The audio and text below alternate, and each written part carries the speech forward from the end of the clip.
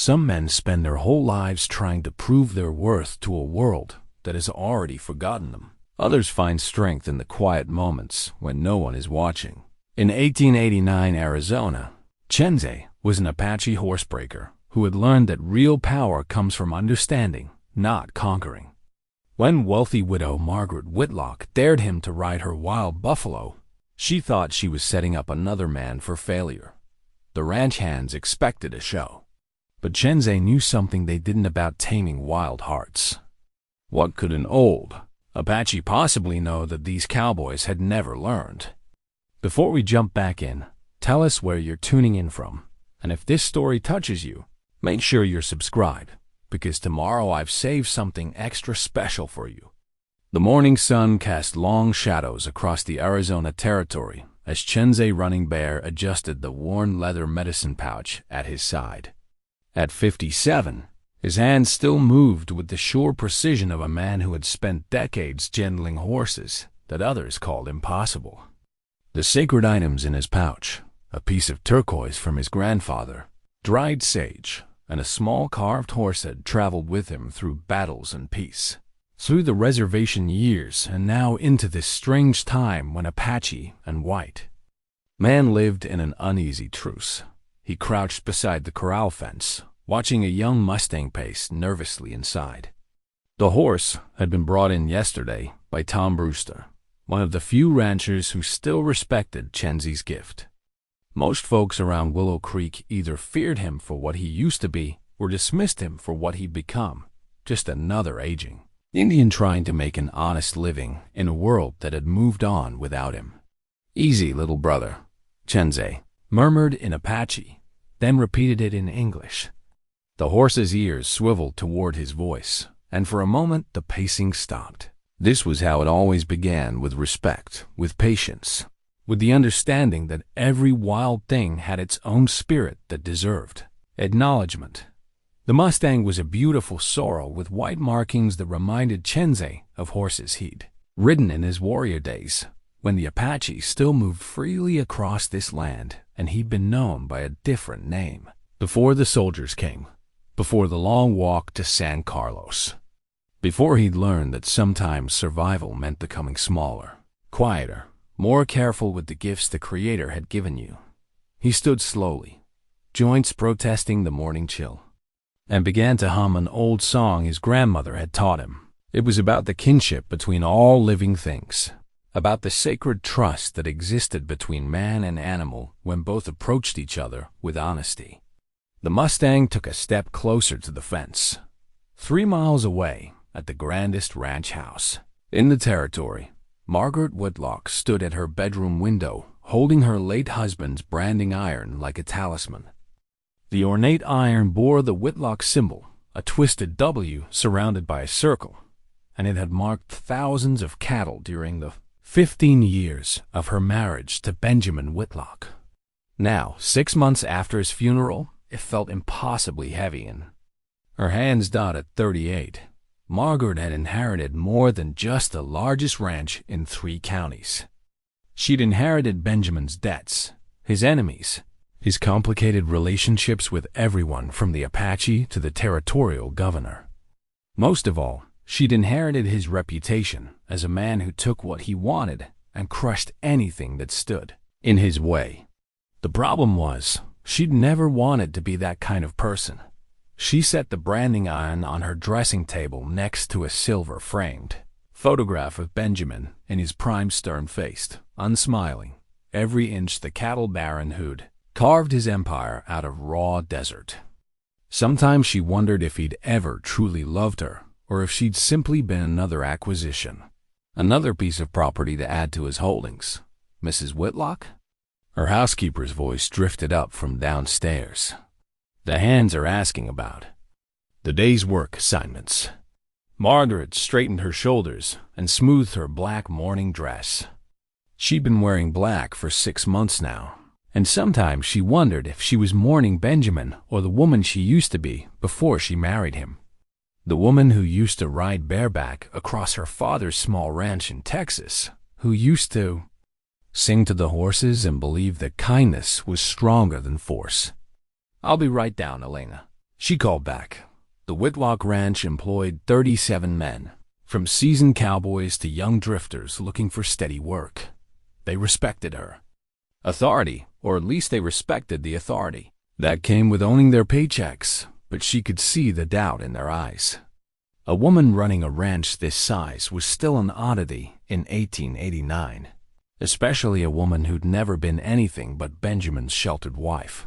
She made her way downstairs to the kitchen, where Elena was already preparing breakfast for the hands. The Mexican woman had been with the family for 8 years, and she was one of the few people who treated Margaret with genuine warmth rather than careful deference. "You look tired, Mia," Elena said, glancing up from the stove. "Are you sleeping?" Margaret poured herself coffee from the pot Elena always kept ready. "Well enough. What's the talk among the men this morning?" Elena hesitated, which was never a good sign. The housekeeper had ears in every corner of the ranch, and her silences were often more telling than her words. "Speak freely," Margaret encouraged. "I'd rather know than wonder. They're talking about that Apache horsebreaker again. Chenzay. Some of the newer hands think it's strange that you allow him to work near the ranch." Margaret had heard this before. Chenzay Running Bear was something of a legend in the territory. A hot, former warrior who'd fought alongside Geronimo in the old days, but had chosen the path of peace when the Apache wars ended. Now he made his living breaking horses for anyone willing to pay his modest fee and overlook his history. Benjamin had hired him several times over the years, not out of any respect for the man, but because Chenzay could gentle a horse faster and more thoroughly than any cowboy Benjamin had ever seen. Margaret had watched him work once, fascinated by the quiet way he approached even the most fractious animals, how he seemed to communicate with them in a language that went beyond words. "And what do you think of him, Elena?"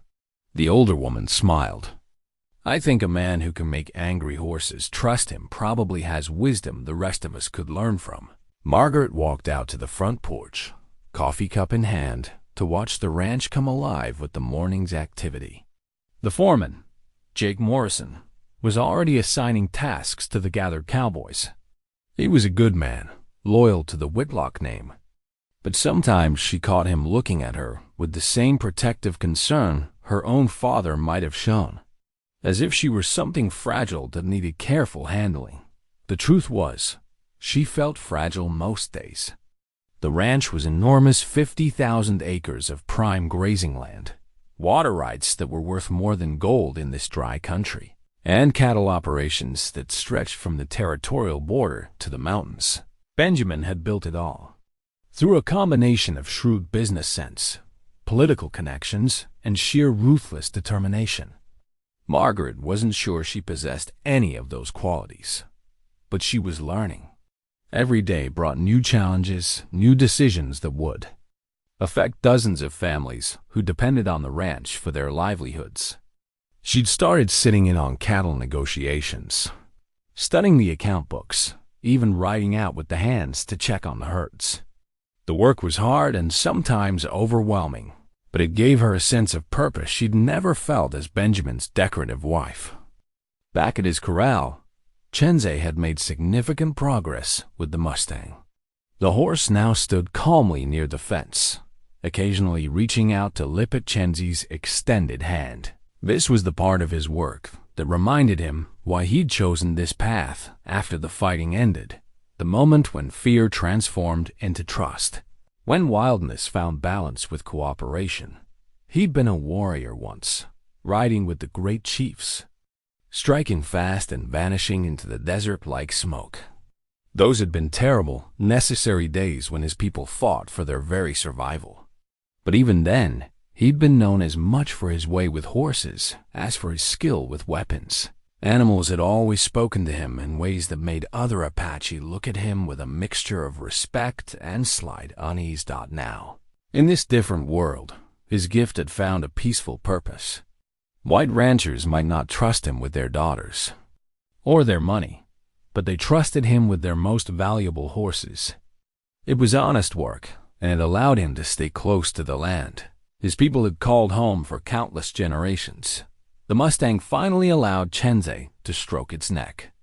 The animal's muscles quivered under his touch, but there was no panic, no desperate attempt to flee. Just the careful assessment of a wild thing learning that this human might be different from the others. "You have good spirit," Chenzay told the horse in Apache. "Strong, but not stubborn. Your ancestors ran free across this desert, and there, memory lives in your blood. But now we must find a new way to be free." He glanced toward the mountains where the reservation lay, where most of his people now lived under the watchful eyes of government agents. Some of the young Apache criticized him for living apart, for working with the white ranchers instead of staying with the tribe. They didn't understand that his gift worked best in the spaces between worlds, where the old ways could adapt to new realities without losing their essential truth. By noon, 3 more ranchers had stopped by to discuss horses that needed his attention. Word traveled fast in ranching country, and Chenzay's reputation had spread far beyond Willow Creek. He was booked solid for the next 2 months, which meant steady income and the satisfaction of work that honored both his heritage and his present. Circumstances dawned as the sun reached its peak, casting short shadows in the corral. Chenzay allowed himself a moment of quiet pride. The Mustang stood completely relaxed now, even turning its back to him, the ultimate sign of trust from a prey animal. Tomorrow he would begin the actual riding process, but the hardest part was already done. The horse had chosen to trust. He was preparing to head home to his small cabin on the edge of town when a rider approached at full gallop. It was young Pete Santos, one of the hands from the Whitlock ranch. His horse lathered with sweat and his face flushed with excitement. "Chenzay," Pete called out as he reined in his mount. "Mrs. Whitlock wants to see you. Says it's about a special job that might interest you." Chenzay studied the young man's face. Pete was one of the few ranch hands who treated him with simple respect, neither fear nor false friendliness. If Margaret Whitlock had sent him personally, rather than just passing along a message, it must be something significant. "What kind of job?" Pete's grin widened. "She's got herself a buffalo. Big old bull that nobody's been able to ride. She's looking for someone with your particular skills. A buffalo." Chenzay felt something stir in his memory stories. His grandfather had told about the great herds that once covered the plains, about the sacred relationship between his people and the thunder beasts. Most of the buffalo were gone now, hunted nearly to extinction by hide traders and railroad crews. To see one here, in this land of cattle and fences, would be like encountering a ghost from the old world. "Tell Mrs. Whitlock I'll come speak with her this afternoon," he said finally. Pete nodded and turned his horse back toward the Whitlock ranch. As he rode away, Chenzay touched the medicine pouch at his side and wondered what the spirits were trying to tell him. In his experience, when the past reached into the present like this, it usually meant change was coming, the kind of change that would test everything he thought he knew about himself and his place in this transformed world. The afternoon sun was beginning its descent toward the western mountains, painting the desert in shades of gold and rust that reminded him of better days. Whatever Margaret Whitlock wanted to discuss, he suspected it would be about more than just breaking another horse. Buffalo carried medicine, carried memory, carried the weight of everything his people had lost and might yet find again. He began, gathering his tools, already planning the conversation ahead. In his experience, the most important negotiations happened not between people, but between the spirits that guided them toward their proper destinies. The Whitlock Ranch, house sat like a monument to ambition in the heart of the Arizona desert, its white-painted walls and wraparound porch announcing prosperity to anyone who approached. Chenzay had been here several times over the years, but always to the working areas, the corrals, the bunkhouse, the practical spaces where business was conducted. Today, Margaret Whitlock met him on the front porch herself, which suggested this was no ordinary transaction. She looked smaller than he remembered, almost fragile in her black mourning dress, but her eyes held a sharpness that reminded him of hawks circling overhead. Benjamin Whitlock had been a hard man who ruled through intimidation and force. His widow seemed cut from different cloth, though Chenzay suspected she was still discovering what that cloth might be. "Thank you for coming, Mr. Running Bear," she said formally, then seemed to catch herself. "Or do you prefer Chenzay?" "Chenzay is fine." He removed his hat, a gesture of respect his grandmother had taught him. "Pete mentioned you have a buffalo." Margaret's laugh held little humor. "I have a problem that happens to be buffalo-shaped. Would you like to see him?" They walked together toward the far corrals, past the normal bustle of ranch activity. Several of the hands nodded respectfully to Chenzay, though he noticed the newer men watching him with the careful attention reserved for potential trouble. Word of his arrival had spread quickly, as it always did in a place where gossip traveled faster than horses. The buffalo occupied a specially reinforced pen at the edge of the ranch complex, and Chenzay could hear it before he could see it. The heavy snorting and pawing that spoke of contained rage and frustration. When they rounded the corner of the barn, he stopped short. The animal was magnificent and terrible, a massive bull that must have weighed close to 2,000 pounds. Its dark brown coat was scarred from encounters with barbed wire and cowboys' ropes, and around its thick neck hung a broken rope halter that spoke of numerous failed attempts to control it. But what caught Chenzay's attention was something else. Entirely a small brass bell that hung from a leather cord, so tarnished with age it was almost black. "Where did you get him?" Chenzay asked quietly. "But Benjamin bought him 2 years ago from a trader passing through. The man claimed he'd captured it up north, said it would make an interesting addition to our livestock." Margaret's voice carried a note of exasperation. Benjamin thought it would be amusing to have the hands try to ride it, a kind of contest. The buffalo raised its massive head at the sound of their voices, and Chenzay felt the weight of its stare. There was intelligence in those dark eyes, and something else, a deep, abiding anger that went beyond the frustration of captivity. This was not just a wild animal that had been caught. This was a sacred being that had been reduced to entertainment. "How many men have tried to ride him?" 15, maybe 20. We've had broken ribs, a dislocated shoulder, and one cowboy who was lucky to escape with just a torn-up leg." Margaret gestured toward the halter fragments hanging from the buffalo's neck. "That rope has been replaced 6 times. He breaks them like they're made of grass." Chenzay studied the pen itself, heavy timber posts reinforced with iron bands, designed to contain the most difficult horses. For a buffalo of this size and temperament, it was barely adequate. The animal had worn a deep groove in the dirt from its endless pacing, and the wood showed gouges where massive horns had tested the boundaries of its prison. "Why do you want him ridden?" The question seemed to catch Margaret off guard. She was quiet for a long moment, watching the buffalo resume its restless pacing. "Because he's costing me money. I can't afford to spend on feed and maintenance for an animal that serves no purpose," she said finally. "And because every failed attempt makes the hands question my judgment. They think I should just sell him or have him slaughtered." There was truth in her words, but Chenzay sensed deeper currents. In his experience, people who kept dangerous, useless animals were usually trying to prove something to themselves or to the world watching them. "What happens if someone succeeds in riding him?" Margaret's smile was sharp as winter wind. "I've told the boys that whoever can stay on his back for a full minute wins $100 and a week's paid vacation." $100 was more than most cowboys made in 3 months. It was the kind of prize that would draw men from 3 counties to try their luck. Chenzay began to understand the scope of what Margaret was proposing. "And what makes you think I might have better luck than the others?" "Because you don't break horses. You gentle them. There's a difference." She turned to face him directly.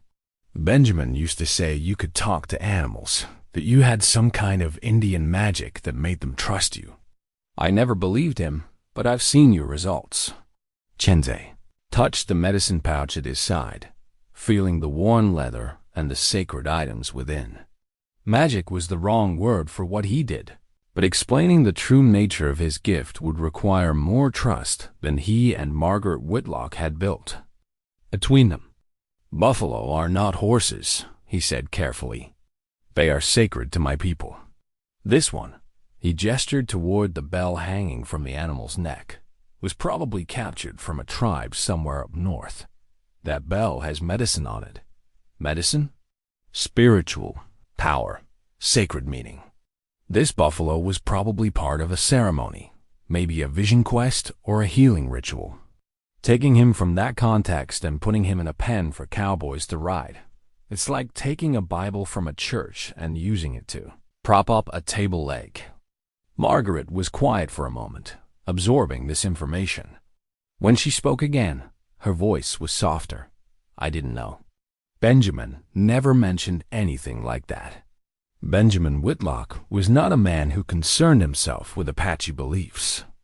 The words came out more sharply than Chenzay had intended, and he saw Margaret flinch slightly. But she didn't respond with anger or defensiveness, which surprised him. "You're right," she said simply. "He wasn't. But I'm asking you now, is there a way to reach this animal? To help him find some peace in captivity?" It was the right question, spoken with genuine concern rather than mere frustration. Chenzay felt his assessment of Margaret Whitlock shift slightly. Perhaps there was more to Benjamin's widow than he had initially thought. "I would need time with him, days, maybe weeks.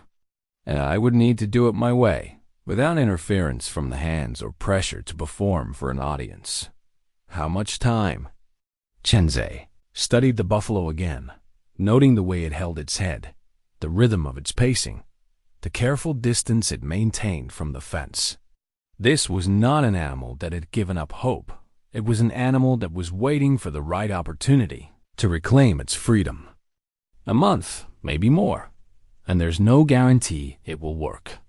This buffalo has been treated badly for 2 years. That kind of damage doesn't heal quickly. Margaret was quiet for a long time, watching the great beast pace its prison.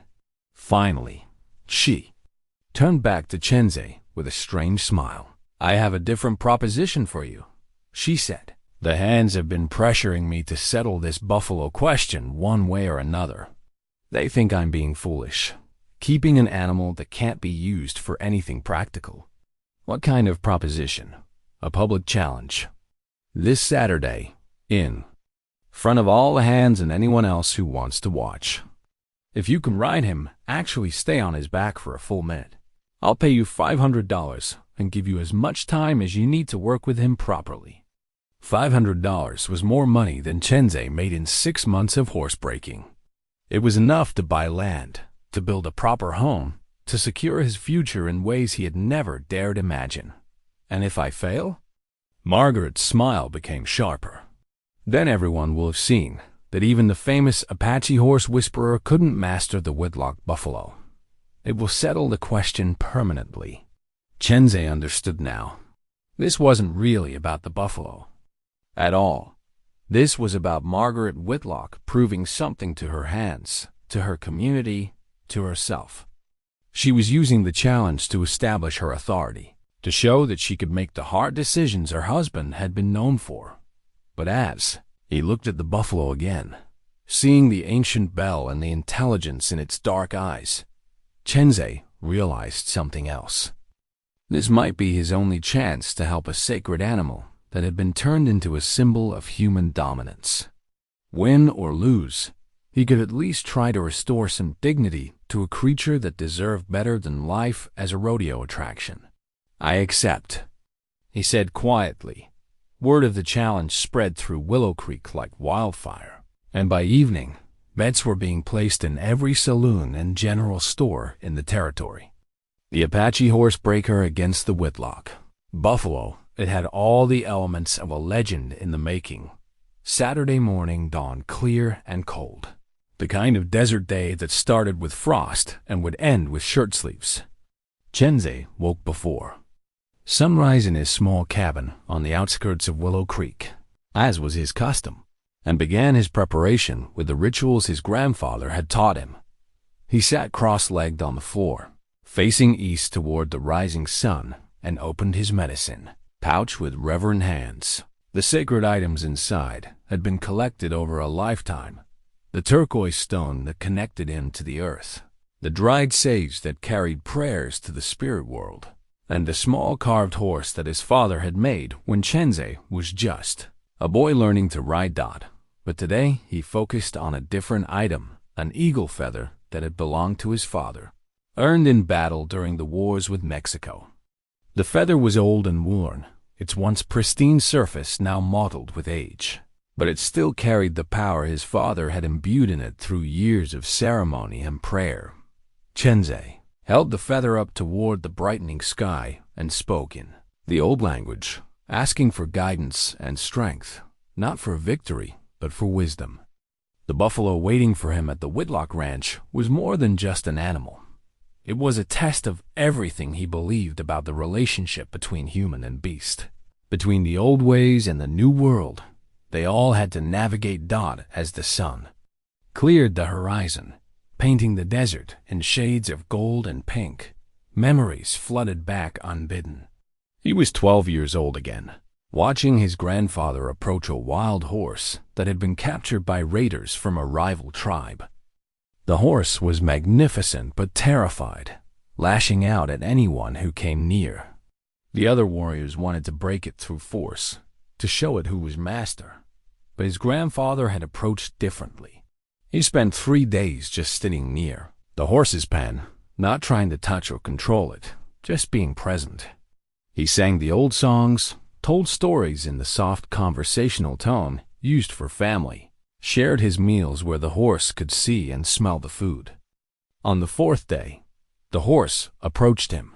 Every animal has its own spirit, his grandfather had explained as young Chenzay watched in fascination. Our job is not to break that spirit, but to find the place where their spirit and ours can walk the same path. Force creates enemies. Patience creates partners.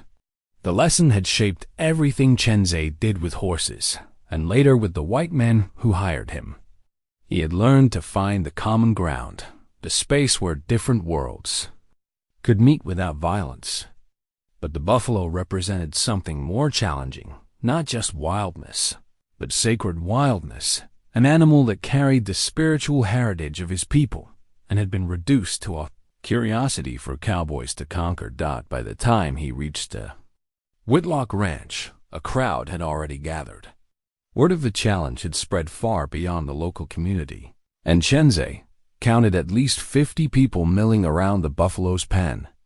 There were cowboys from a dozen different ranches, townspeople from Willow Creek and beyond, even a few Apache from the reservation who had come to see what their former warrior brother would do with the sacred beast. Margaret Whitlock stood near the corral fence, dressed in her usual black but with her hair pinned up in a way that suggested she expected to be the center of attention today. She nodded to Chenzay as he approached, her expression unreadable. "Are you ready for this?" she asked quietly. Chenzay touched the eagle feather tucked inside his shirt. "I'm ready to try." The buffalo seemed to sense the crowd's energy and was more agitated than usual, snorting and pawing at the ground with massive hooves. The broken halters around its neck had been replaced with a newer rope, though Chenzay suspected this one would fare no better than its predecessors. Jake Morrison, the ranch foreman, climbed up on the fence to address the crowd. "Ladies and gentlemen, we're here today to settle a question that's been plaguing this ranch for 2 years. This here buffalo has thrown every cowboy who's tried to ride him, and today we're giving the Apache horsebreaker his chance." A few cheers went up from the crowd, though Chenzay noticed they were outnumbered by skeptical murmurs. Most of the gathered cowboys had probably bet against him, figuring that if their own skills weren't enough to master the buffalo, an aging Indian certainly wouldn't fare better. "The rules are simple," Morrison continued. "Stay on the buffalo's back for 1 full minute, and Mr. Running Bear here wins Mrs. Whitlock's prize. Get thrown before that, and will finally put this beast out of his misery. Chenzay felt a chill that had nothing to do with the morning air. He hadn't known that failure would mean death for the buffalo. The stakes had just become much higher than $500 in bragging rights. He approached the pen slowly, ignoring the crowd's commentary and focusing entirely on the buffalo. The great beast was watching him now, its dark eyes following his movement with the intensity of a predator assessing a threat. But there was something else in that gaze, a flicker of recognition, perhaps, or curiosity about this human who moved differently than the others. Chenzay began to hum, very softly, an old song his grandmother had taught him about the kinship between all living things. It was a song meant for healing, for bridging the gaps between different spirits, and he had used it many times with difficult horses. The buffalo's ears swiveled toward the sound, and its restless pacing slowed just a fraction. "What's he doing?" someone in the crowd asked. Indian mumbling, came the dismissive reply. "Won't help him any when that buffalo tosses him into next week."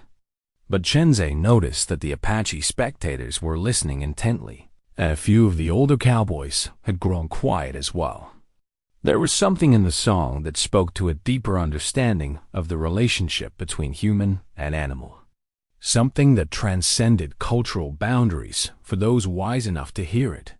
The buffalo had stopped pacing entirely now and was standing near the center of its pen, head raised, listening. Chenzay could see the intelligence in its eyes, the careful assessment of this new approach. This was not an animal that had given up. This was an animal that had been waiting for someone who understood the proper protocols. He reached into his medicine pouch and withdrew a small piece of dried sage, crushing it between his fingers to release its fragrance. The scent carried on the morning breeze, and the buffalo's nostrils flared as it caught the familiar smell. For just a moment, the great beast's expression seemed to soften, as if remembering something from its life before captivity. "He's actually getting the animal's attention," Margaret said quietly, and Chenzay could hear the surprise in her voice. The crowd had grown quieter too, sensing that something unusual was happening.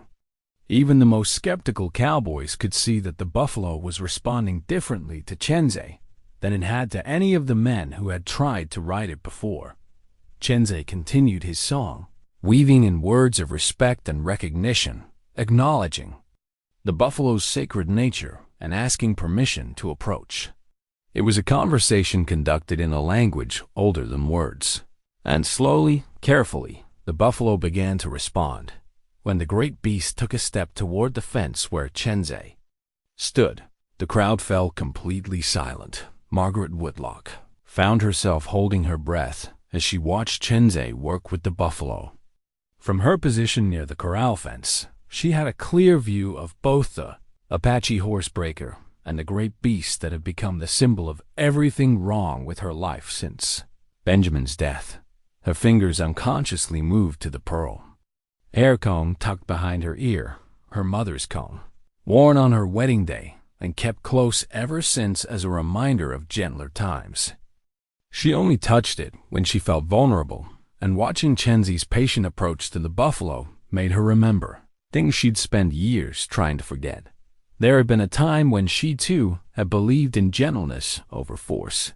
As a girl, on her father's small ranch in Texas, she'd been the one who could calm spooked horses and coax frightened cattle out of brambles. Her father used to joke that she had magic in her hands, that animals trusted her in ways they never trusted him or her brothers. Then she'd married Benjamin Whitlock and learned that men like her husband saw gentleness as weakness, kindness as something to be exploited. Over the years, she'd armored herself in sharp words and harder decisions, becoming the kind of woman who could survive in a world that respected only strength and cunning. But watching Chenzay now, seeing the buffalo actually respond to his soft singing and patient presence, she felt something stirring in her chest that she'd thought was long dead. The memory of who she used to be before she learned to be afraid of her own tender heart. The buffalo had moved closer to the fence, close enough that Chenzay could extend his hand toward the massive head. The crowd was completely silent now, sensing they were witnessing something remarkable. Even the most hardened cowboys seemed transfixed by the sight of the notorious buffalo standing calmly just inches from a man's outstretched fingers. "I'll be damned," Jake Morrison muttered under his breath. "In 2 years, that beast never let anybody get that close without trying to gore them." Margaret found herself studying Chenzay's face as he worked. He looked completely focused, but also relaxed, as if this kind of communion with dangerous animals was as natural to him as breathing. His weathered features held a serenity that Benjamin had never possessed. Even in his most confident moments, she remembered Benjamin's approach to the buffalo, all noise and aggression, trying to establish dominance through volume and intimidation. He treated the animal like an enemy to be conquered rather than a puzzle to be solved, and the buffalo had responded accordingly, becoming more aggressive with each encounter. "What's he doing differently?" she asked Elena, who had come out from the kitchen to watch the spectacle. "He's asking instead of demanding," the older woman replied. "My grandmother used to say that wild things will only trust you if you approach them as an equal, not as a master." The buffalo extended its massive head toward Chenzay's hand, and Margaret felt her heart skip as she realized the enormous animal was about to make contact. One wrong move, one sudden fright, and those horns could kill a man instantly.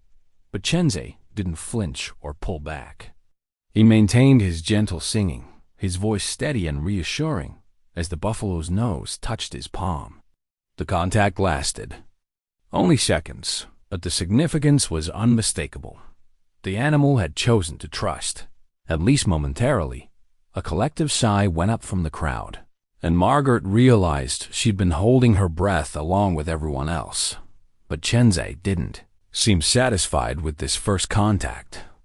Instead of trying to press his advantage, he stepped back and resumed his patient stance, continuing to sing softly while the buffalo processed this new experience.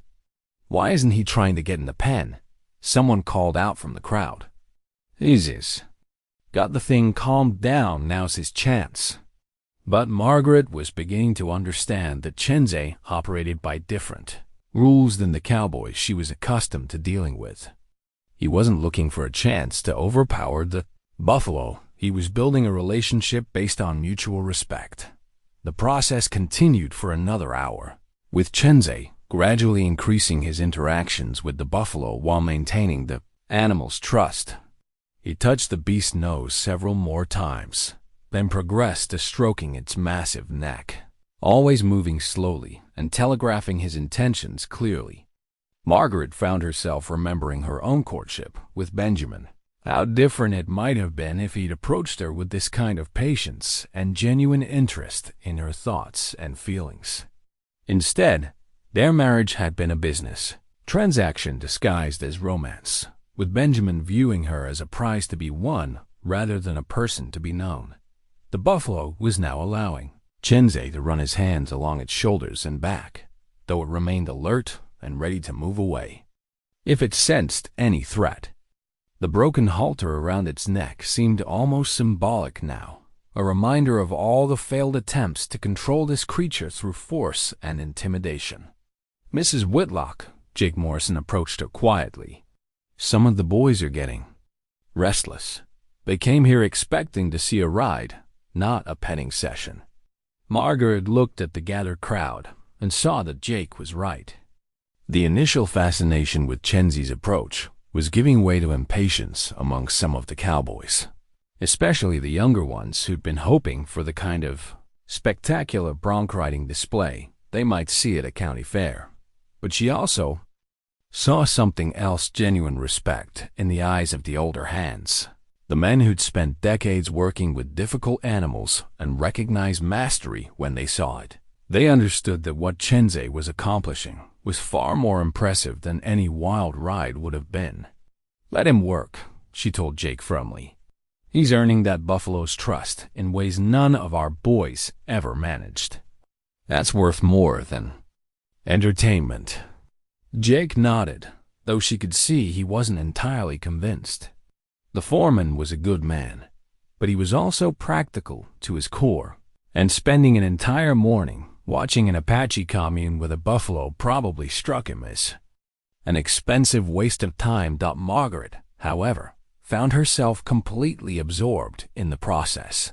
There was something deeply moving about watching the careful dance between man and beast, the way trust was built through small gestures and patient persistence. It reminded her of the person she'd been before she learned to guard her heart so carefully. Chenzay had now worked his way around to the buffalo's side and was examining the ancient brass bell that hung from its neck. When he touched the tarnished metal, the buffalo stood perfectly still, as if understanding the significance of the moment. "That bell," Chenzay called out to Margaret. "Where did the trader say he got this buffalo? Montana Territory, I think. Why?" Chenzay was quiet for a long moment, running his fingers over the bell's surface. When he spoke again, his voice carried a weight that made the entire crowd lean in to listen. "This is a medicine bell from the Blackfoot people. See these markings?" He indicated symbols etched into the metal. "They tell the story of a sacred hunt, a ceremony where the buffalo was honored as a brother, not prey." The implications of his words settled over the crowd like a blanket. This wasn't just a wild animal that had been captured. This was a sacred being that had been stolen from a ceremony, torn away from its spiritual context, and reduced to a curiosity for white men's entertainment. Margaret felt a flush of shame that surprised her with its intensity. She'd known the buffalo had been captured, of course, but she'd never considered what that capture might have meant to the people it was taken from. In her world, animals were property, resources to be bought and sold and used as their owners saw fit. But looking at the reverent way Chenzay handled the bell, seeing the calm dignity with which the buffalo accepted his touch, she began to understand that she'd been thinking about this all wrong. The challenge wasn't about proving her authority or demonstrating her ranch's capabilities. It was about healing a wound that had been inflicted on something sacred. "Can you help him?" she asked quietly, stepping closer to the fence. Chenzay looked up at her, and for the first time since she'd known him, she saw something that might have been hope in his weathered features. "I can try to give him back some of what was taken," he said, "but it will require more than just riding him. It will require understanding what he was before he came here." The buffalo had begun to relax completely under Chenzay's ministrations, even allowing him to examine the rope marks on its neck where countless halters had chafed against its hide. The great beast's breathing had slowed, and its stance had shifted from defensive alertness to something approaching contentment. "Remarkable," breathed Dr. Samuel Hayes, the territory's only physician, who had ridden out from town to witness the spectacle. "I've never seen anything like it. That animal looks positively peaceful." And it was true. The transformation was so complete that several people in the crowd were rubbing their eyes, as if they couldn't quite believe what they were seeing. The savage buffalo that had terrorized cowboys for 2 years was standing calmly while an Apache man examined its wounds and whispered gentle words in a language most of them had never heard. Margaret found herself thinking about her own wounds, the emotional scars left by years of living with a man who saw kindness as weakness, who had trained her to believe that the only way to survive was to be harder and more ruthless than everyone around her. Watching Chenzay work, seeing the profound change his gentleness had wrought in the buffalo, she wondered if healing might be possible for her too. Not the quick, dramatic kind of healing that came from conquest and victory, but the slow, patient kind that came from understanding and acceptance. The morning sun was climbing higher now, and the crowd's energy had shifted from anticipation to something approaching reverence. Even the most skeptical cowboys had fallen silent, recognizing that they were witnessing something that transcended their usual experience of animal handling. Chenzay stepped back from the buffalo and looked directly at Margaret. "He's ready," he said simply. The words sent a thrill through the crowd. But Margaret found herself hoping that whatever happened next would honor the sacred nature of what they'd all just witnessed. This was no longer about proving anything to her ranch hands or settling a bet. This had become something much more important, a chance to restore dignity to a creature that had been robbed of its proper place in the world. Chenzay reached into his shirt pocket and withdrew a small, worn photograph, the only image he had left of his family. The sepia-toned picture showed his wife, Maria, and their 2 children, Ayana and little Wolf, taken by a traveling photographer, just months before the fever that claimed all 3 of them. In the terrible winter of 1878, he looked at their faces for a moment, drawing strength from their memory, then carefully tucked the photograph away. They had been his anchor to the world, his reason for choosing peace over the warrior's path that still called to him in his dreams. Their deaths had nearly broken him, sending him into years of wandering and drinking that he was fortunate to have survived. But their memory had also taught him something crucial about gentleness in the face of violence, about finding ways to heal rather than to harm. Maria had been the one who first showed him how to approach wounded animals with patience rather than force, and their children had inherited that gift, able to calm frightened creatures with songs and soft words. Now, standing before the buffalo that carried the sacred bell of the Blackfoot people, Chenzay felt their presence as surely as if they stood beside him. This moment was about more than proving his skill or earning Margaret Whitlock's money. It was about honoring the kind of person his family had helped him become. The buffalo watched him with those intelligent dark eyes, and Chenzay could see that the animal understood something significant was about to happen. There was no fear in its stance now, only a careful alertness, as if it too were preparing for a moment that would define everything that came after. "Easy, brother," Chenzay murmured in Apache, then repeated it in English for the benefit of the watching crowd. "We do this together, with respect." He approached the gate of the pen slowly, giving the buffalo time to process his intentions. The massive animal remained calm, though its muscles tensed slightly as Chenzay entered its space. This was the critical moment, the point where trust would either deepen or shatter completely. Margaret Whitlock found herself gripping the fence rail so tightly her knuckles had turned white. The morning's events had awakened something in her that she'd thought was lost forever, a capacity for wonder, for seeing the world as something more than a series of problems to be solved or enemies to be defeated. She thought about her own losses, the children she'd never been able to give Benjamin despite years of trying, the isolation that had grown between them as his disappointment in her fertility became another source of his cruel indifference. Benjamin had wanted heirs to carry on the Whitlock name, and her failure to provide them had been just another way she'd fallen short of his expectations. But watching Chenzay now, seeing the profound connection he'd forged with an animal that everyone else had written off as unmanageable, she began to wonder if there were different ways to create legacy. Perhaps real inheritance wasn't about blood and land ownership. Perhaps it was about the gentleness you brought into the world, the healing you made possible for other wounded beings. Chenzay was now standing directly beside the buffalo, his hand resting on the animal's massive shoulder. The contrast was striking. The aging Apache man, weathered by decades of hardship, standing calmly next to 2,000 pounds of barely contained power.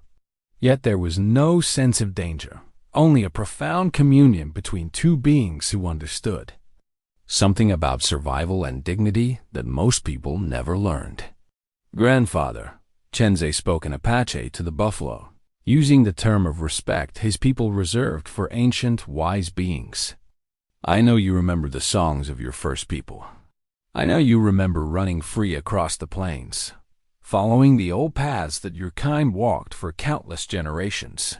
The buffalo's ears swiveled toward his voice, and for a moment, its eyes seemed to focus on something beyond the corral, beyond the watching crowd, beyond the boundaries of its captivity. Chenzay could almost see the memories moving behind those dark eyes, vast herds thundering across grasslands. The ritual hunts where every part of the animal was used and honored. The sacred relationship between the buffalo and the people who depended on them for survival. Those days are not gone, Chenzay continued, his voice carrying across the silent crowd. They live in you, in your blood, in the wisdom you carry. Today we honor that wisdom. He began to hum again, but this time it was a different song, one of the old buffalo songs that his grandfather had taught him, used in the days when the Apache had occasionally hunted the great beasts during their migrations through the southern territories. It was a song of respect and gratitude, acknowledging the buffalo's sacrifice and the sacred bond between hunter and hunted. The effect on the buffalo was immediate and profound. The great animal's head lifted, and its entire bearing seemed to change, as if it were remembering something essential about itself that had been buried under years of mistreatment and captivity. The brass bell around its neck caught the morning light, and for a moment it seemed to chime softly in harmony with Chenzay's song. Margaret felt tears she hadn't shed in years threatening to spill down her cheeks. She hadn't understood the words Chenzay spoke to the buffalo, but the emotion behind them was unmistakable. This was a conversation between beings who recognized each other's essential dignity, who understood that respect was the foundation of any meaningful relationship. She thought about her marriage to Benjamin, about all the ways they had failed to truly see each other as anything more than means to their own ends. He had wanted a wife who would enhance his status and bear his children. She had wanted security and social position. Neither of them had ever bothered to discover who the other person really was beneath their mutual expectations. But Chenzay was showing her a different way, a way of approaching others with genuine curiosity and respect, of seeing the sacred nature that existed in every living being. It was a lesson she was only beginning to understand, but already she could feel something shifting inside her, some long frozen part of her heart beginning to thaw. The buffalo had lowered its massive head toward Chenzay, and he was now stroking the animal's face with the same gentle confidence he'd shown throughout the morning. The broken halter around its neck seemed like an absurd ornament now, a reminder of how badly humans could misunderstand the nature of the creatures they tried to control. "He's going to do it," Jake Morrison said quietly, and Margaret could hear the awe in her foreman's voice. "He's actually going to ride that buffalo." But as Margaret watched Chenzay prepare for the moment everyone had come to see, she realized that the ride itself would be almost anticlimactic. The real miracle had already happened, the transformation of an angry, traumatized animal into a creature at peace with itself and the world around it. Whatever happened next, everyone present had witnessed something extraordinary, something that would change how they thought about the relationship between human and animal, between power and gentleness, between the old ways and the new world. They were all trying to navigate Dot as Chenzay continued his gentle ministrations to the buffalo. His fingers found the small brass bell hanging from the leather cord around the animal's neck. The metal was warm from the morning sun, and as he lifted it to examine the etchings more closely, it produced a soft, melodious tone that seemed to resonate through the entire corral. The buffalo stood completely still as Chenzay studied the bell, as if understanding the significance of this moment. The markings on the brass were intricate symbols that told the story of a sacred hunt. Images of dancing figures and celestial bodies that spoke of the Blackfoot people's deep spiritual connection to the buffalo herds. "This bell has seen many ceremonies," Chenzay said, speaking to Margaret but loud enough for the gathered crowd to hear. "It was made to honor the spirit of the buffalo, to mark this animal as one chosen for sacred purposes." Margaret stepped closer to the fence, drawn by something in Chenzay's voice that suggested he was sharing more than just historical information. What kind of sacred purposes? Among the Plains tribes, certain buffalo were selected not for hunting, but for vision quests, for ceremonies where young warriors would seek guidance from the animal spirits. This one, he gently touched the buffalo's massive head, was probably raised from a calf for such purposes. He would have been treated with the highest respect, fed the finest grass, honored in songs and prayers. The implications of this revelation settled over Margaret like a physical weight. This wasn't just a wild animal that had been captured. This was a sacred being that had been torn away from its spiritual family and reduced to a spectacle for the entertainment of cowboys, who had no understanding of what they were mocking. How can you tell all that from a bell? Chenzay smiled, the first truly warm expression Margaret had seen from him. My grandmother was Blackfoot before she married my Apache grandfather. She taught me to read the old symbols, to understand the stories they tell. He began to trace the symbols on the bell with his finger, explaining their meaning as the buffalo stood patiently beside him. The crowd had grown completely silent, sensing they were receiving an education in something far older and more profound than anything they'd learned in schoolhouses or saloons. This symbol here represents the Great Spirit's blessing on the hunt. This one shows the circle of life, the understanding that all things are connected. And this, he indicated a particularly intricate carving. This is the mark of a buffalo, chosen for vision-seeking. This animal was never meant to be ridden by cowboys trying to prove their mastery. Margaret felt her face flush with shame. She'd inherited this buffalo along with everything else from Benjamin's estate, but she'd never bothered to learn anything about its history or significance. To her, it had been nothing more than a problem to be solved, a dangerous animal that needed to be controlled or eliminated. "I didn't know," she said quietly.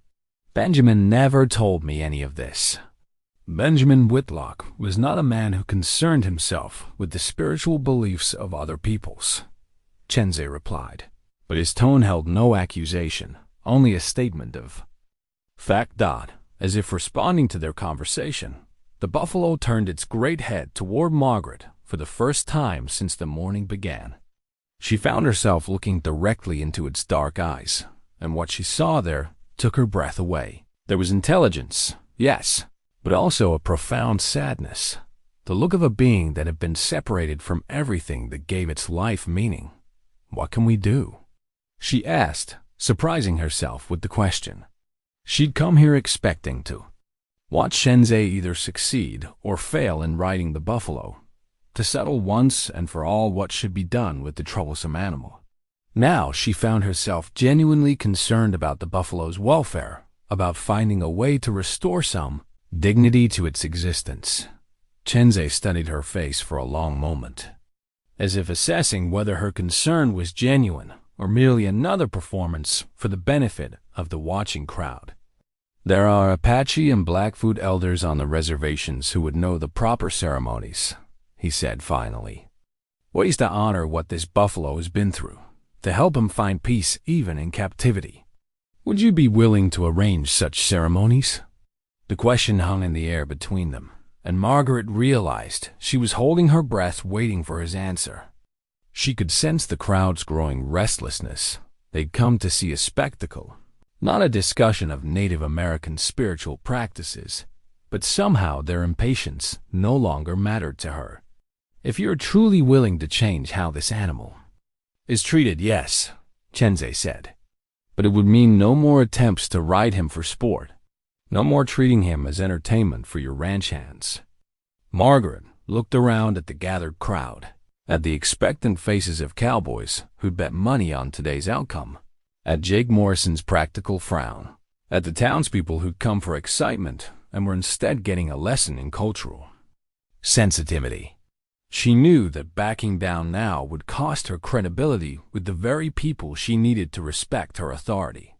But looking back at the buffalo, seeing the way it stood calmly beside Chenzay, she realized that some things were more important than maintaining her reputation for toughness.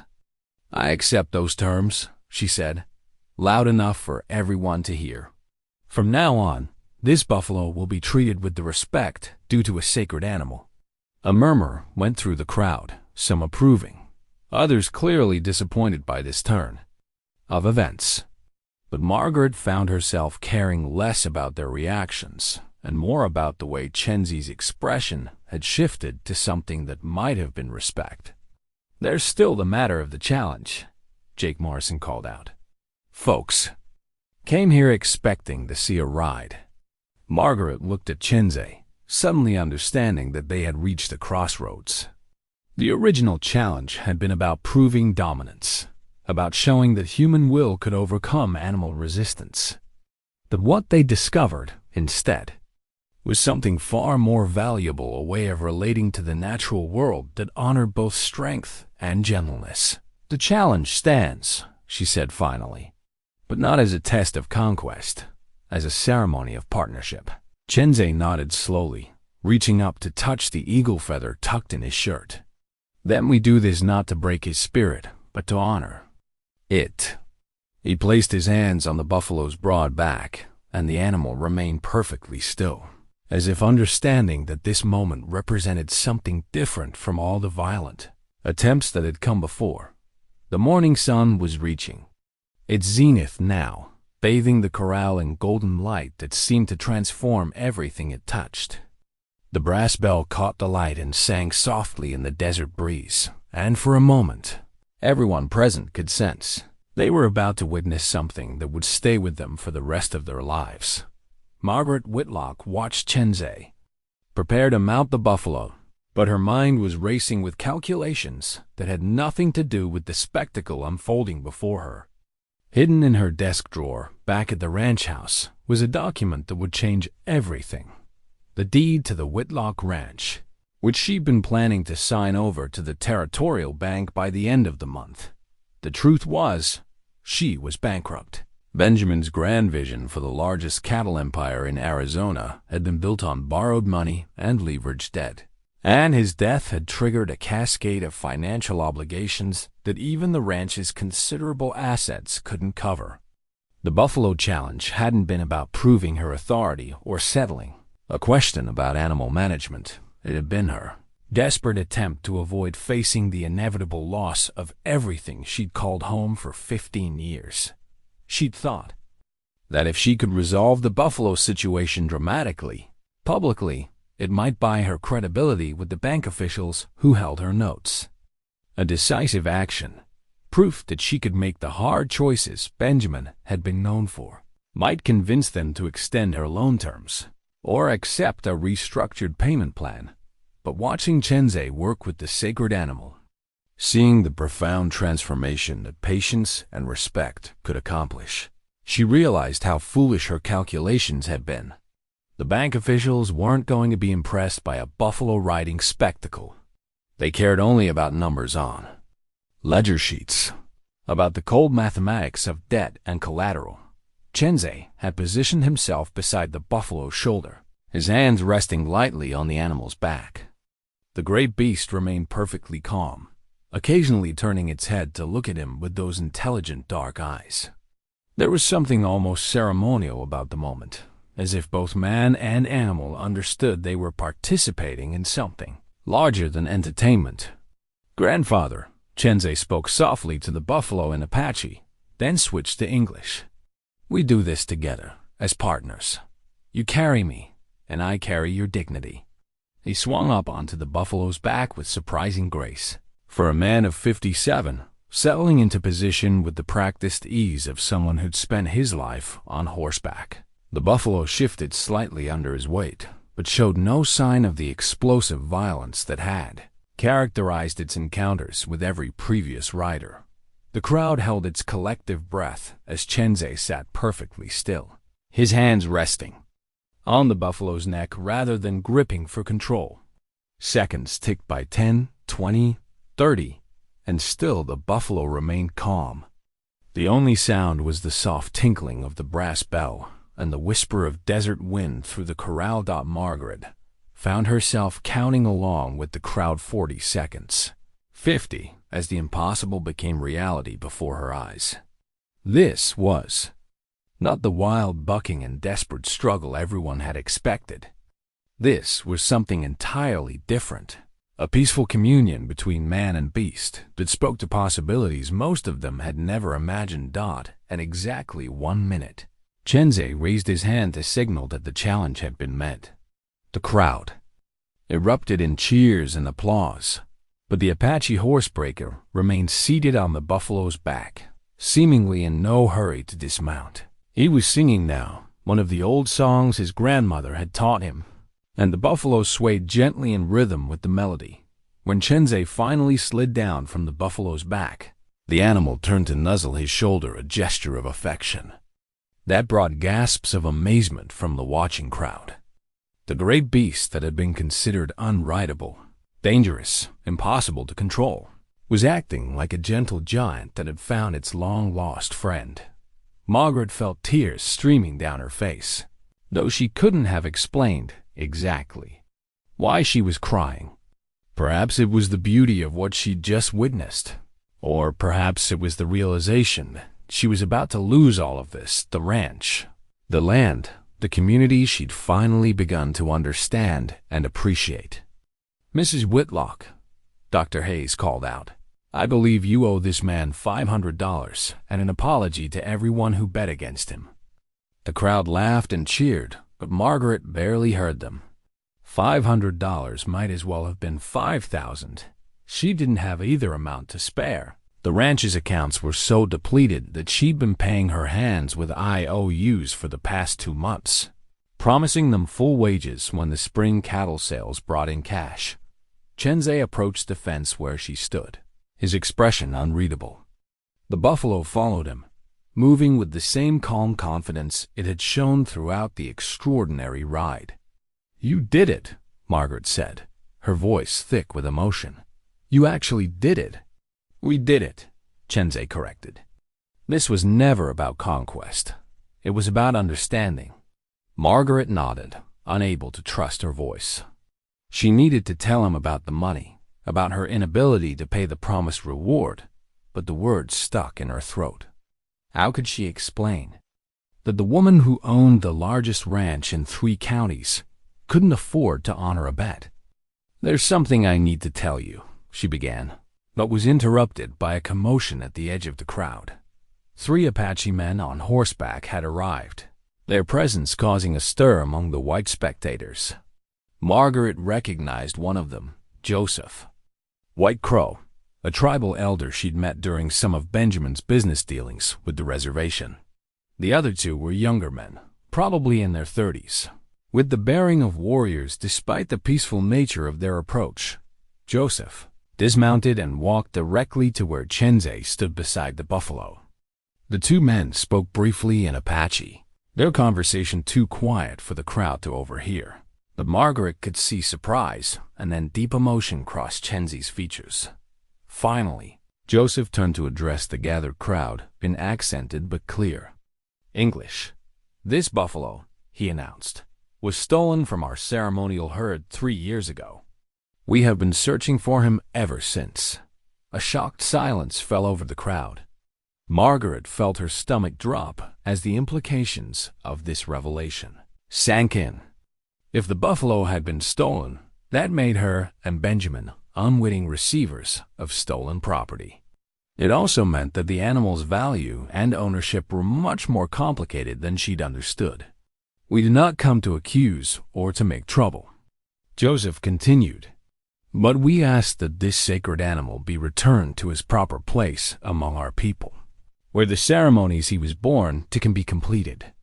Margaret looked at the buffalo, then at Chenzay, then at the expectant faces of the crowd. The morning had begun as a simple challenge and had evolved into something far more complex, a question of justice, of cultural respect, of what it meant to do the right thing even when it cost more than you could afford. "Of course," she heard herself saying, though the words seemed to come from someone else. Of course he should go home. The decision would cost her the buffalo's value, several $100 she desperately needed, but looking at the animal, standing peacefully beside Chenzay, she knew it was the only choice she could live with. Joseph White Crow smiled, the expression transforming his weathered face. "You honor our people with this decision," We will not forget such generosity."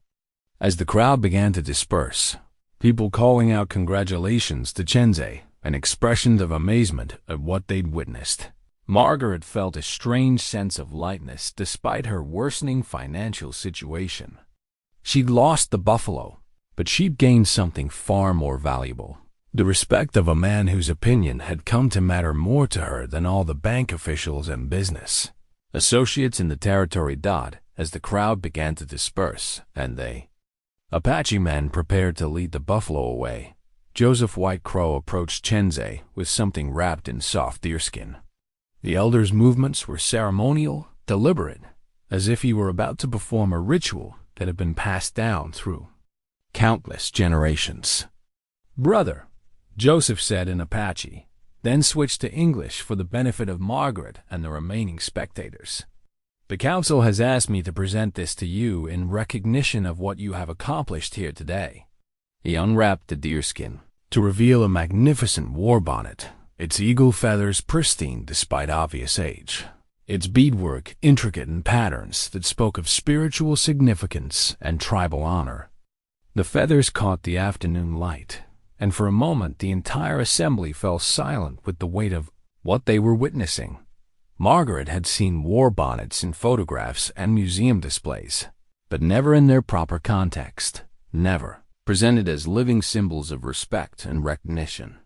The bonnet in Joseph's hands seemed to carry the accumulated wisdom of generations, the honor of warriors who had fought for their people's survival, the sacred trust between leaders and those they served. "This belonged to my grandfather's brother," Joseph continued, "a war chief who rode with Sitting Bull in the northern campaigns.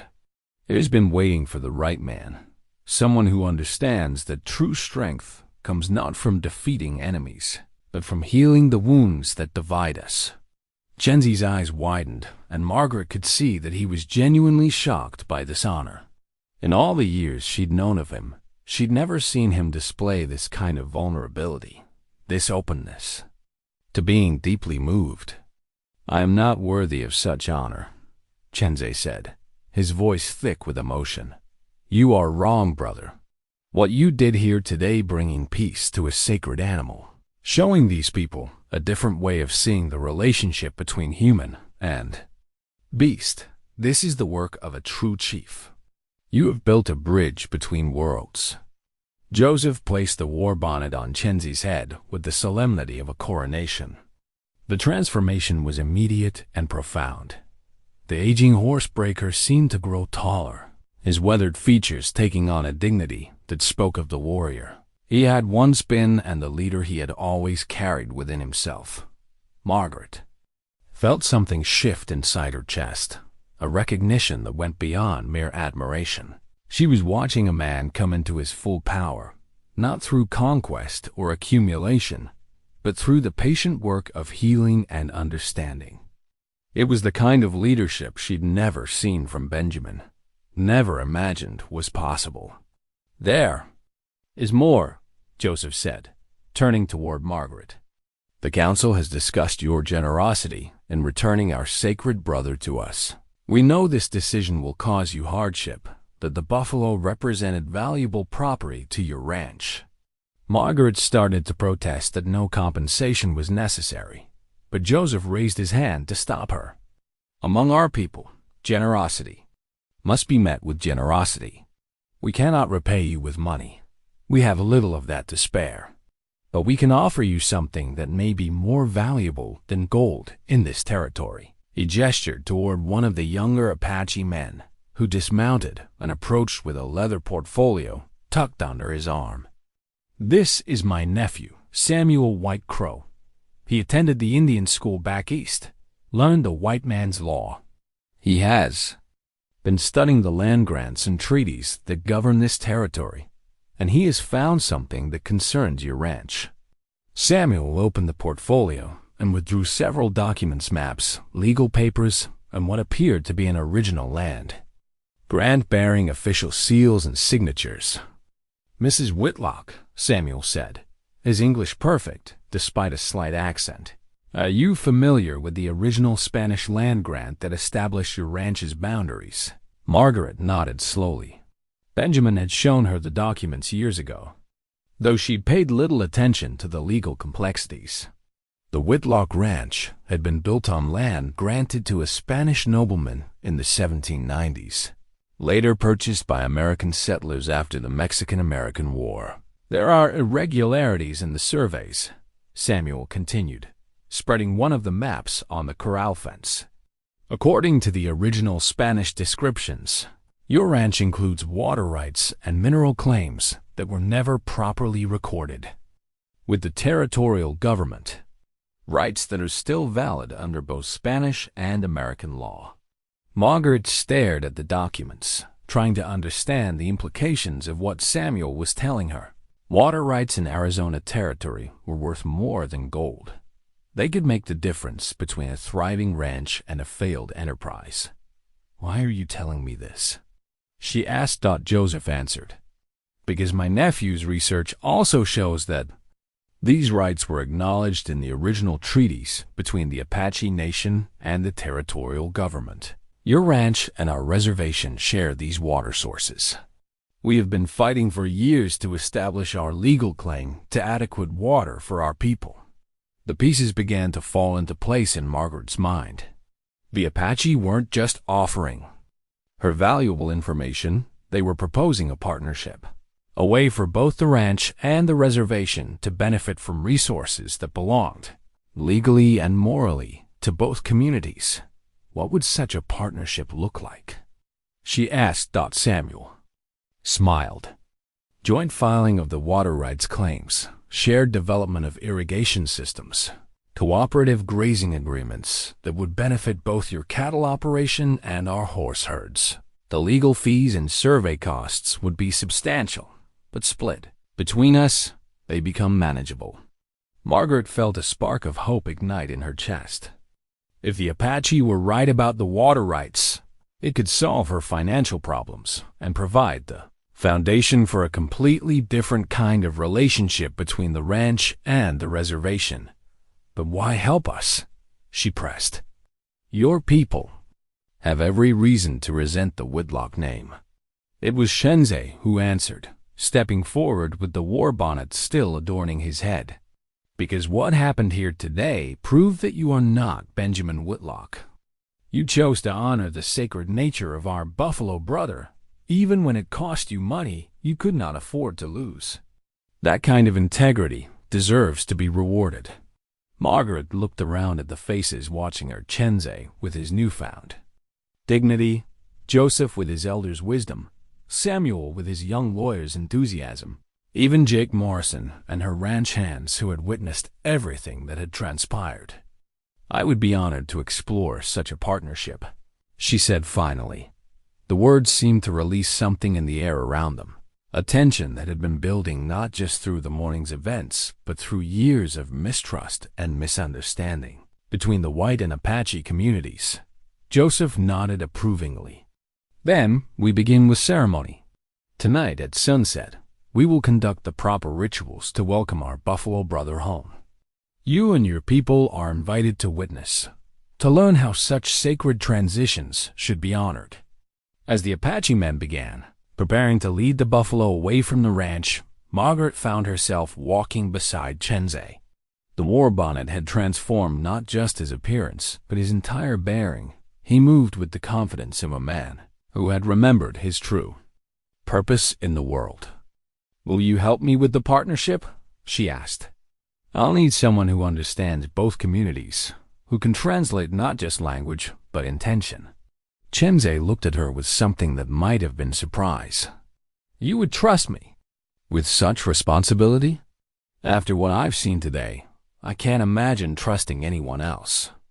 They walked in comfortable silence for a few moments, watching the buffalo move peacefully alongside the Apache horses. The animal that had been such a source of conflict and frustration was now simply going home, and there was something profoundly right about that simple fact. "There's something else I need to tell you," Margaret said, her voice barely above a whisper. "About the $500 I promised you." Chenzay stopped walking and turned to face her. "You don't have it." It wasn't a question, and Margaret felt a flush of shame at how transparent her financial situation must have been. To someone who understood the subtle signs of desperation, "The ranch is bankrupt," she admitted. "Has been for months. I was hoping that settling the buffalo situation might buy me credibility with the bank, might convince them to extend my loans. But that was foolish thinking. How long do you have?" "Until the end of the month. Then the bank takes everything." Chenzay was quiet for a long moment, absently touching the eagle feathers of his war bonnet. When he spoke again, his voice carried a certainty that surprised her. "The water rights Samuel mentioned, if they're as valuable as he believes, they could change everything. But establishing legal claim will take time, and you need immediate relief from your debts." "What are you suggesting?" "That we convince the bank to accept the potential water rights as collateral for an extension. If Samuel is right about the legal precedents, those rights could be worth more than the entire ranch operation." Margaret felt a flutter of hope, but years of disappointment had taught her to be cautious. Would the bank officials listen to such an argument? They might if it came from the right people. The territorial governor has been looking for ways to improve relations with the Apache tribes. A successful partnership between your ranch and the reservation could be exactly the kind of precedent he needs. The plan was ambitious, risky, but it offered something Margaret had been missing for months, a path forward that didn't require her to surrender everything she'd worked to build. "And you'd be willing to help make that happen?" Chenzay smiled. And for the first time since she'd known him, it was a smile of genuine warmth rather than polite professionalism. "Mrs. Whitlock, this morning I was just a horsebreaker trying to earn an honest wage. Tonight I'll sleep wearing the war bonnet of a chief, knowing that tomorrow I'll help build something that could benefit both our peoples for generations. Yes, I'm willing to help make that happen." As the sun began its descent toward the western mountains, painting the desert in shades of gold and crimson, Margaret felt something she hadn't experienced in months: genuine optimism about the future.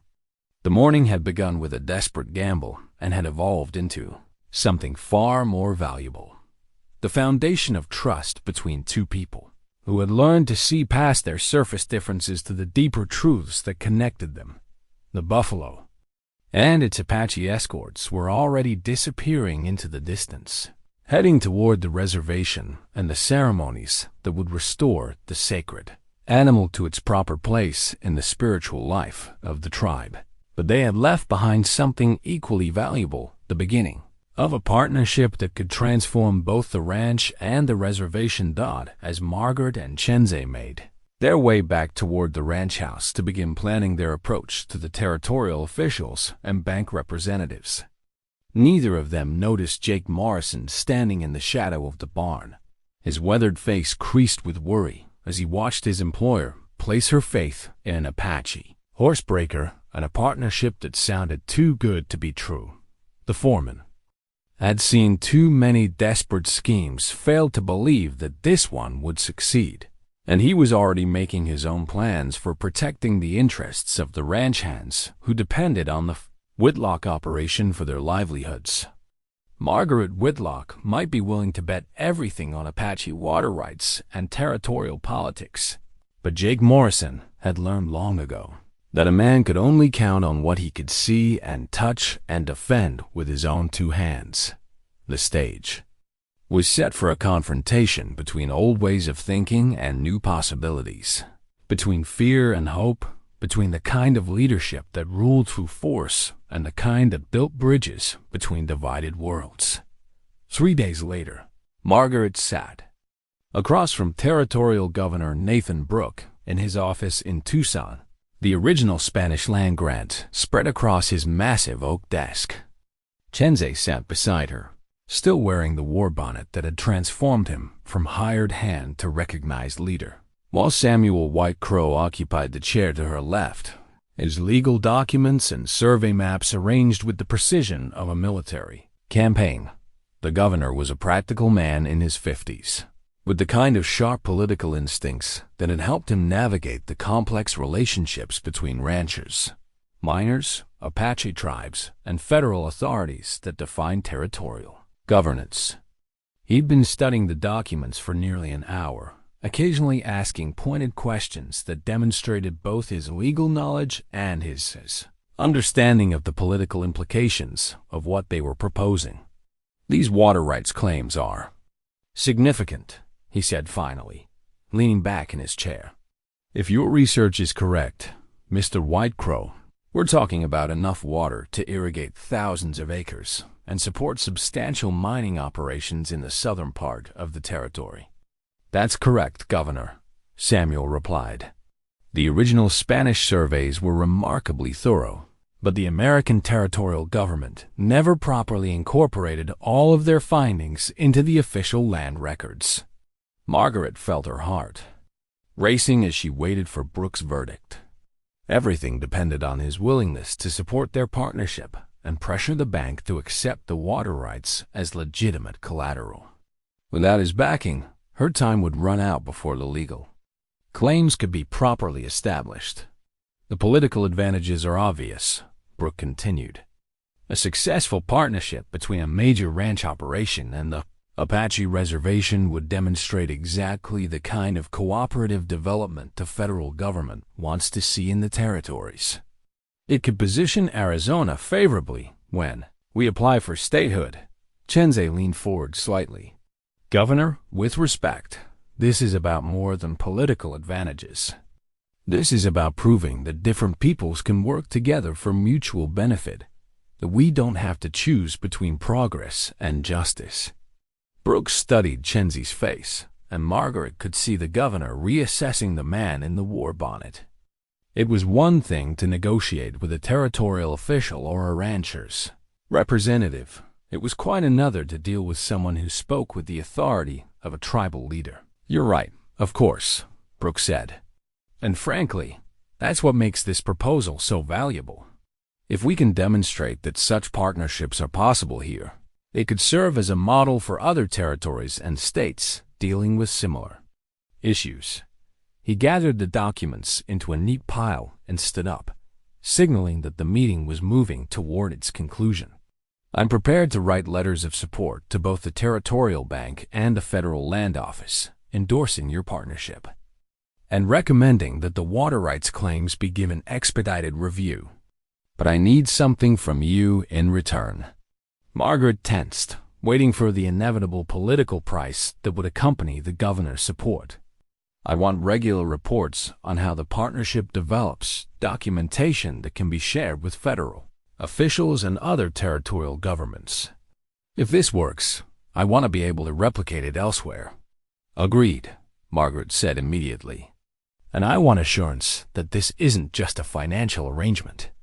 The federal government is increasingly concerned about the treatment of Native American tribes. They need to see genuine cooperation, genuine respect for tribal autonomy and cultural practices. It was Chenzay who answered. Governor, 3 days ago, I was just a horsebreaker working for day wages. Today, I sit in your office wearing the war bonnet of a chief, planning a partnership that could transform how Apache and white communities relate to each other. That kind of change doesn't happen without genuine respect on both sides. Brooke smiled, the first truly warm expression Margaret had seen from him. Then I believe we have an understanding. As they prepared to leave the governor's office, Samuel Whitecrow handed Margaret a thick folder containing copies of all the legal documents they'd need to present to the bank.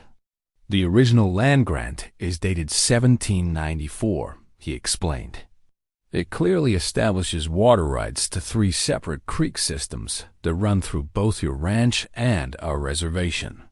The Spanish were remarkably thorough in their surveys. They understood that water was the key to everything else in this climate. Margaret opened the folder and studied the topmost document, marveling at the elegant script and official seals that had established property rights more than 90 years earlier. It was a tangible connection to the long history of people trying to make lives for themselves in this challenging but beautiful land. "What are our chances with the bank?" she asked. Samuel's expression was cautiously optimistic. "Better than they were a week ago. The governor's support gives us credibility, and the legal precedents are solid. But banks are conservative institutions. They prefer immediate assets to future possibilities. Then we make sure they understand that these aren't just future possibilities," Chenzay said firmly. "These are established legal rights that have been overlooked, not speculative claims that might or might not be honored." As they walked out of the territorial building into the afternoon sunshine, Margaret felt the weight of both hope and responsibility settling on her shoulders. Tomorrow they would meet with the bank officials who held the power to save or destroy everything she built. But for the first time in months, she felt like she was fighting for something worth saving, not just property and financial security, but the possibility of building something genuinely new and meaningful in the space between worlds. The meeting with the bank officials took place the following morning in the sterile confines of the Territorial Bank of Arizona's main office. Margaret sat at one end of a polished conference table, flanked by Chenzay and Samuel White Crow, facing three men in dark suits who held her financial future in their hands. The lead banker, Harrison Webb, was a thin man with wire-rimmed spectacles, who had built his reputation on conservative lending practices and absolute attention to detail. He'd spent the past hour examining their documents with the methodical precision of a jeweler appraising diamonds, occasionally making notes in the margins or asking Samuel to clarify specific legal references. "The documentation appears to be in order," Webb said finally, removing his spectacles to clean them with deliberate care. "Governor Brooks' letter of support carries considerable weight, and your legal research is impressively thorough, Mr. Whitecrow."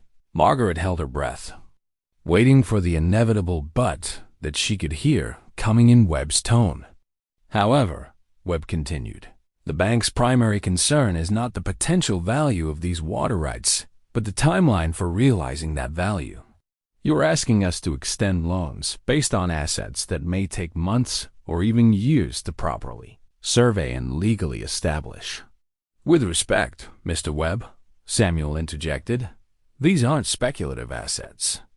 They're established rights that have been legally valid since 1794.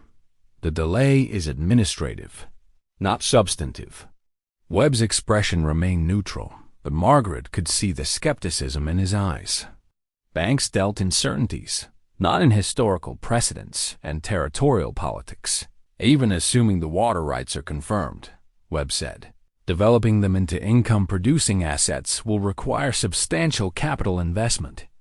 Irrigation systems, surveying costs, legal fees, all of which would add to Mrs. Whitlock's debt burden rather than reducing it." Margaret felt her hopes beginning to crumble. Everything Webb was saying was true, even if they won legal recognition of the water rights. Turning those rights into actual income would take time and money. She didn't have Dot. It was Chenzay who broke the silence that followed Webb's assessment. "Mr. Webb, may I ask how long you've lived in Arizona territory?"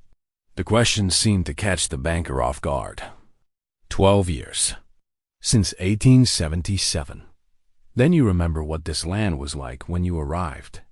The Apache wars were still raging. The cattle industry was just getting established. Most of the towns were little more than mining camps and trading posts. Webb nodded cautiously, uncertain where Chenzay was leading. "And yet you've built a successful bank here, made loans to ranchers and miners and businessmen who were betting their lives on the territory's future potential. What made you believe in those investments?" "Sound business principles," Webb replied stiffly. "Careful assessment of risks and assets. But also vision," Chenzay pressed. "The ability to see what this land could become, not just what it was at that moment." Chenzay stood up and moved to the window overlooking Tucson's main street, where Apache and Mexican vendors sold goods alongside white merchants. where cavalry officers shared saloons with cowboys and territorial officials. This partnership between Mrs. Whitlock's ranch and the Apache reservation represents the same kind of vision that built your bank, he continued. The territory is changing, Mr. Webb. The old conflicts are ending and new opportunities are emerging. For those wise enough to recognize them. He turned back to face the table, and Margaret was struck again by the transformation the war bonnet had worked in him. This was not the quiet horsebreaker who had accepted whatever wages were offered. This was a leader making the case for his people's future. The Governor Brooke sees the political advantages of this partnership. The federal government sees the benefits of peaceful cooperation between different communities. And you have the opportunity to be the financial institution that made it possible. Webb was quiet for a long moment, studying Chenzay's face. When he spoke again, his tone had shifted slightly. What specifically are you proposing? Margaret leaned forward, sensing that this was her moment to make the case she'd been preparing for days. A 6-month extension of our current loans, with the water rights held as additional collateral. During that time, we establish legal title to the water, begin preliminary development of irrigation systems, and demonstrate the partnership's viability through increased productivity on both the ranch and reservation lands. And if the partnership fails, if the water rights prove less valuable than projected, then you foreclose on assets that include not just the ranch property but legally established water rights worth far more than our current debt, Samuel said. Your risk is actually reduced, not increased. Webb exchanged glances with his colleagues, and Margaret could see them conducting the kind of silent conference that would determine her fate. Finally, Webb put his spectacles back on and reached for his pen. 6 months, he said, with quarterly reviews and detailed reporting requirements. If the partnership shows measurable progress, we'll consider additional extensions. Margaret felt tears of relief threatening to spill down her cheeks, but she managed to maintain her composure as the papers were signed and hands were shaken. Walking out of the bank into the bright Arizona sunshine, she realized that she and Chenzay had accomplished something remarkable. They'd convinced conservative businessmen to bet on a vision of cooperation that most people would have dismissed as impossible. 6 months later, Margaret Whitlock stood in her office looking out at a landscape that had been transformed in ways both subtle and profound. The shared journal she and Chenzay had begun keeping lay open on her desk, its pages filled with detailed records of their partnership's progress crop yields that had exceeded all projections, successful negotiations with territorial officials, and the gradual building of trust between two communities that had once viewed each other with suspicion and fear. The irrigation system they developed together was functioning beautifully, channeling water from the rediscovered creek systems to benefit both ranch and reservation lands. Where Margaret's cattle had once struggled through drought seasons, they now grazed on rich grass that stayed green even through the hottest months. On the reservation, Joseph White Crow's horse herds had multiplied, and the Apache had begun raising crops that provided food security for the first time in decades. But the changes went deeper than mere agricultural success. The shared journal documented something equally valuable: the evolution of a working relationship that had become a genuine friendship built on mutual respect and common purpose. Margaret turned from the window as Chenzay entered the office, no longer wearing the war bonnet but carrying himself with the quiet dignity of a man who had found his proper place in the world. He carried a letter bearing the territorial seal, and his expression suggested important news. Governor Brooke wants to feature our partnership in his report to Washington, he said, handing her the letter. He's recommending our model for implementation in other territories where relations between white and Native communities need improvement. Margaret read the letter with growing amazement. The governor was proposing to bring federal officials to visit their operation, to document their methods and results as the basis for new policies governing territorial development and tribal relations. "We've become an example," she said, looking up at Chenzay with something between pride and bewilderment. "When this all began, I was just trying to save my ranch from bankruptcy. And I was just trying to help a sacred animal find peace," Chenzay replied. "Neither of us imagined we were building something that could change how entire communities relate to each other."